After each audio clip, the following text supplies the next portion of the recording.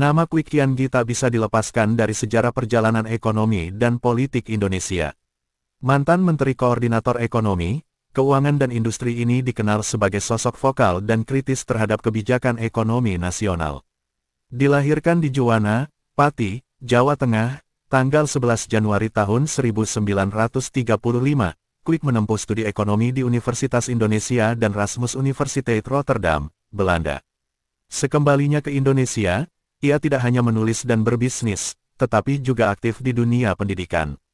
Kwik adalah pendiri beberapa institusi pendidikan seperti SMA Erlangga Surabaya, Institut Manajemen Prasetya Mulia 1982, dan Institut Bisnis Indonesia yang kini dikenal sebagai Institut Bisnis dan Informatika Kwik Kian Gi.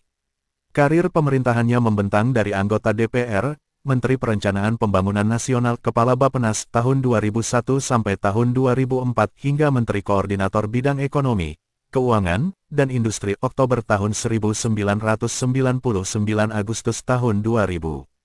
Kwik juga dikenal luas sebagai politikus PD Perjuangan.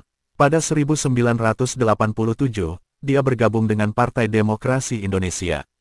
Kwik kemudian mewakili PDI sebagai anggota Badan Pekerja MPR. Dia dipercaya menduduki jabatan Ketua DPP merangkap Ketua Badan Penelitian dan Pengembangan saat Megawati Soekarnoputri menjadi Ketua Umum PDI yang berubah nama menjadi PDI Perjuangan.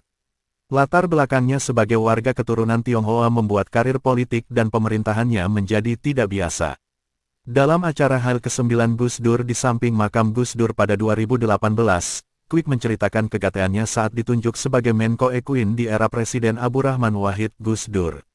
Bayangkan saja, saya ini keturunan Tionghoa yang tidak ganti nama dan istri orang Belanda, diangkat menjadi Menko Ekuin, kata Kwik Kian Gi.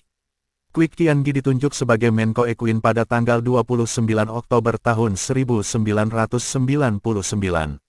Pada periode tersebut, ekonomi Indonesia masih terlatih-tatih setelah dihajar krisis moneter 1998-1999.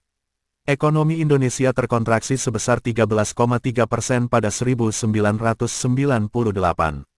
Tim ekonomi Gus Dur termasuk Kwik kemudian melakukan sejumlah perbaikan dan membawa ekonomi kembali tumbuh 0,79% pada 1999 dan 4,92% pada 2000.